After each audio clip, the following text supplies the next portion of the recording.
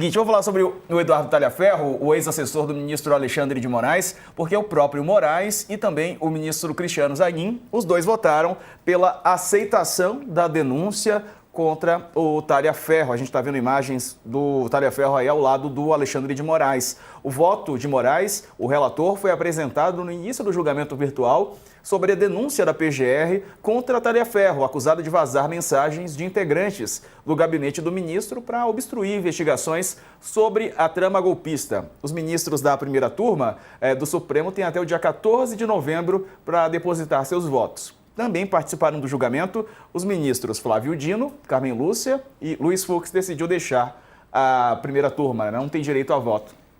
A Dani está de volta. Dani, pode retomar seu raciocínio. Depois quero saber sua apuração sobre o Talhaferro também. Fiquei curioso. Obrigada, querido. Deixa eu só retomar aqui, né? Na campanha, o que ficou... Para cada público, o Bolsonaro adotava um discurso diferente, né?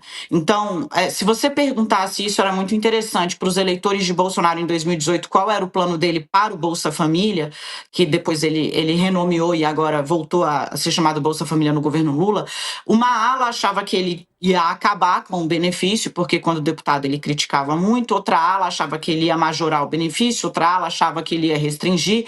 Por quê? Porque os discursos eles eram segmentados. A mesma coisa aconteceu na trama golpista, a ponto de ter gente aqui no nosso chat dizendo que essa história até hoje, tá? Que essa história é toda uma história manipulada, inventada pelo Supremo Tribunal Federal. E veja, na linha do que o Sakamoto estava falando, né? Apesar do discurso que era feito no palanque para pedir a anistia, por exemplo, né? Falando que tinha pipoqueiro, que só tinha pipoqueiro fazendo figuração ali no 8 de janeiro, apesar do discurso dizendo que aquilo ali não foi nada, que nunca teve trama golpista, que imagina, as pessoas que estavam ali no quartel eram pessoas de bem, né? Elas não estavam pedindo golpe de Estado com o uso da violência, como fizeram de uso sim da violência. Eu sempre lembro da policial militar que foi jogada de 8 metros de altura e teve uma barra de ferro dada na cabeça dela.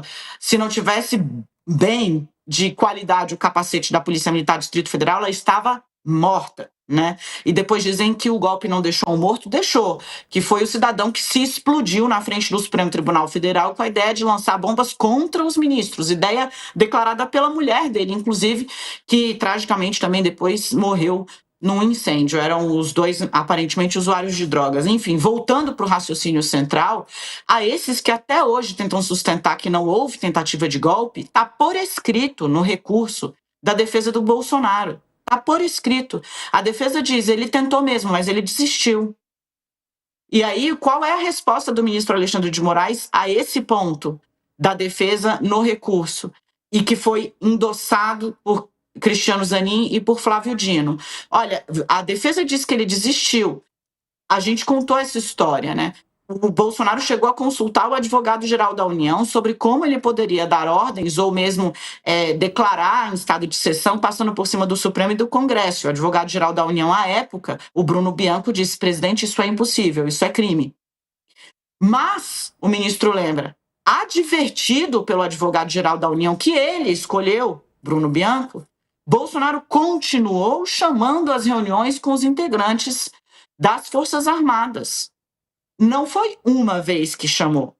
O ministro Paulo Sérgio Nogueira, que era então ministro da Defesa, está condenado também, porque foi ele quem convocou uma segunda reunião para apresentar o texto de usurpação do presidente eleito, aquela ocasião, Luiz Inácio Lula da Silva, que é quando o brigadeiro comandante da aeronáutica fala: esse documento prevê a não assunção do presidente eleito, e Paulo Sérgio Nogueira, segundo o depoimento do então comandante da aeronáutica escolhido por Bolsonaro, diz: sim. Ele fala: então eu não participo dessa reunião, se levanta e vai embora. Então, assim, até hoje tem gente que sustenta essa ideia de, imagina, não teve golpe, não teve trama golpista, isso é tudo uma grande invenção do Supremo. Leia. Caiu novamente. Mas é o seguinte, leia. Nossa, tipo, parece leia o documento da defesa de Jair Messias Bolsonaro. Leia o documento produzido pela defesa, pelo advogado, pelo representante do ex-presidente na Justiça. Vamos agora falar do talha-ferro? O Bolsonaro não, já ia falar do Bolsonaro. O ministro Alexandre de Moraes e o ministro Cristiano Zanin, os dois votaram pela aceitação da denúncia contra o talha-ferro. Dani. Gente, Eduardo Talhaferro chega no Tribunal Superior Eleitoral por indicação de um outro ministro da corte àquela altura. Ele diz, ministro Alexandre, eu tenho aqui um homem que é muito experiente em investigação digital e como essa é uma preocupação, porque as fake news não começaram em 2022, elas vêm de muito antes, né? Como essa é uma preocupação, o senhor poderia talvez fazer bom uso dele. E aí o ministro Alexandre de Moraes, conhecendo o autor da indicação, fala, tudo bem, vamos fazer assim então. E nomeia o Eduardo Talhaferro. E aí as pessoas, houve aí, né, por parte da Folha de São Paulo, a publicação de uma série de reportagens nas quais requisições do ministro, enquanto presidente do TSE, eram feitas ao Talhaferro, né, para que ele fizesse busca ativa de provas nas redes sociais ou mesmo em canais ou veículos, entre muitas aspas, utilizados por bolsonaristas mais extremados para disseminação pura e simples de mentiras, de fake news, de ataques, tanto a jornalistas, quanto a políticos, como a integrantes do Judiciário, do Tribunal Superior Eleitoral e do Supremo, mais notadamente. E aí as pessoas falam, nossa, que absurdo. Olha aí o ministro, o Talhaferro, mostrando que ele mandou produzir prova. Sim, como explicou agora há pouco, porque não adianta falar o jornalista. Por que eu estou falando aqui? Porque vozes da minha cabeça? Não, porque eu apuro. Mas, se não vale, vamos voltar à fala do professor André, que falou agora há pouco, professor de Direito, explicou agora há pouco. O Tribunal Superior Eleitoral tem poder de polícia. Então, você que está em casa, a partir de agora, vamos sempre olhar as ordens de um ministro do Tribunal Superior Eleitoral em relação a casos que estão sob a relatoria dele, como se ele fosse um delegado. Qual é o papel de um delegado dentro da polícia? Você vai lá e faz uma queixa. Olha, seu delegado, invadiram aqui o meu telefone, deram um golpe e pegaram o dinheiro na minha conta. O delegado vai fazer o quê? Vai ficar esperando a prova cair do céu? Não. Se ele tiver compromisso com a função pública dele, ele vai pedir a alguém que intime o banco, pergunte ao banco como essa operação foi feita, a partir de qual dispositivo ela foi autorizada e para onde esse dinheiro foi. É assim que se investiga. Foi exatamente o que aconteceu ali. Deram ares de escândalo, porque o Talhaferro bateu na mulher dele e queria continuar empregado na mais alta corte eleitoral do país, num cargo de confiança. Não vai ficar. Até porque se tivesse sido mantido também seria um escândalo. Mas ele sai e vaza as informações. Antes a gente tinha que tratar como supostamente, né? Mas agora, como ele está na Itália, assim como Carla Zambelli, né? Que está presa lá, ele assumiu, né? Que passou mesmo e diz que tem várias informações a passar. Então, assim, a desinformação e o ataque às instituições se apoia muito fortemente no desconhecimento, tanto da lei como como o judiciário funciona. E isso não é problema, ninguém é obrigado a saber. Nós temos a obrigação de tentar explicar. Mas a história do Talhaferro é essa. Nossa, ele era alguém muito próximo ao ministro? Não.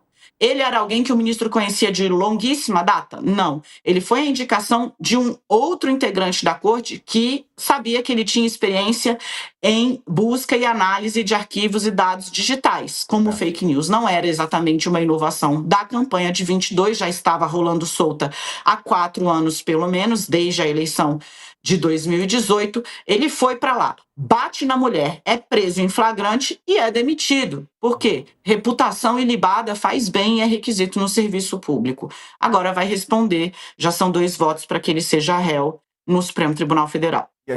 Só um comentário bem rápido, Diego. A Dani explicou de uma forma bem ampla, né, bem clara, tudo que está envolvido. Só queria falar um pouco sobre a consequência, né? Porque como a Dani, inclusive, começou a tratar no começo, o nome do Talhaferro tem sido usado como uma espécie de ariete pelo bolsonarismo para tentar derrubar o Supremo Tribunal Federal. Mas isso não vai acontecer. Tem uma série de razões para isso. O que acontece é o seguinte, tudo que está acontecendo com relação à Talhaferro, toda a relação a esses processos, discussão nas redes sociais, né, as ações, matérias que saem eventualmente nos Estados Unidos, inclusive por outros veículos que têm sido usados pelo bolsonarismo aqui, isso aí funciona muito mais para dar aquele grau no próprio bolsonarismo. Este não é um assunto que atinge aquele grosso da população que não está polarizado nem à direita nem à esquerda. Isso é interessante. Esse caso é um caso que excita e afeta muito o bolsonarismo. E, por conseguinte, acaba sendo conhecido pelo outro lado, pelo lulismo, pelo petismo e, é claro, por todo mundo que está fazendo cobertura política no dia a dia e, como bem colocou a Dani, tem que estar por dentro e tem que estar explicando o que está acontecendo. Só que aquele grupo de pessoas que a Quest e o Pablo Hortelado colocam, eles 54% da população que não estão alinhados, eles não estão, tipo, a preocupação deles é feijão, arroz, picanha e cerveja, é segurança pública, tudo isso não é o Talhaferro. Né? Então, o que acontece? O tema tem sido usado para mobilização interna do bolsonarismo. A avaliação entre praticamente todos os analistas é que isso aqui não vai ser ou não vai servir para criar nenhum tipo de embaraço dentro do Supremo Tribunal Federal ou mesmo dentro da legislação brasileira contra Alexandre de Moraes. E qualquer coisa, qualquer tentativa de alterar o julgamento vai depender da mudança da maioria dos ministros do Supremo Tribunal Federal. Se hoje você tem, por exemplo, tem o Fux, tem o André Mendonça, tem o Cássio Nunes Marques, passando, é claro, levando em consideração que eles votariam a favor de uma mudança, né, no julgamento. Mas, do outro lado, você vai ter 8 ministros, do contrário. Então, a depender do que aconteça na indicação de presidentes no próximo mandato, no outro mandato, você pode mudar a maioria e aí pode mudar o entendimento do Supremo quanto ao julgamento de Bolsonaro, quanto ao próprio Alexandre de Moraes, no que pese ser difícil acontecer por conta do corporativismo também. Então, no final das contas, repito, toda essa discussão ela vai ser usada simplesmente para atiçar as hostes bolsonaristas. A seguir falaremos de COP30 aqui no UOL News. Até já. Seguimos no YouTube. Fala, Dani. Tem uma questão, o Sakamoto trouxe aí, né, a mídia internacional, né, veículos, o Wall Street Journal tem feito uma série de matérias, e é engraçado até porque eles têm correspondente aqui no Brasil e não é nova, assim, então dava para ter um entendimento maior sobre as diferenças, né. Os americanos têm muita dificuldade de entender a legislação do Brasil, as diferenças da legislação do Brasil em relação a deles, sobretudo no que diz respeito à liberdade de expressão. Nos Estados Unidos, como já aconteceu, né? Onde foi mesmo, Sakamoto, aquela cidade? Foi no Texas que teve uma marcha com gente neonazista, né? Inclusive com... Exato. Charlottesville. Perfeito. Charlottesville, exatamente, né? Com preceitos neonazistas, racistas, inclusive gente emulando ali a Ku Klux Klan, né? Que queimava negros, né? Matava, queimava negros. Na época, os Estados Unidos têm um histórico de segregação racial que chegou até a década de 60, 70, né? Inclusive dentro de ônibus, tinha bebedouro separado para negros nos Estados Unidos, até muito recentemente. Então, mas lá, essa marcha, ela pode acontecer, porque a tal liberdade de expressão lá tem um alargamento, uma abrangência, né, quase totalitária, né? No Brasil, não. No Brasil, não. Injúria é crime, calúnia é crime. Então, as pessoas falam, fulano de tal é vendido. Posso processar, porque você vai ter que provar que tem alguém me pagando. Porque você está me imputando no mínimo, né, um problema ético, né, que atinge a minha honra, a minha imagem, né? Isso, no Brasil, é passível de processo.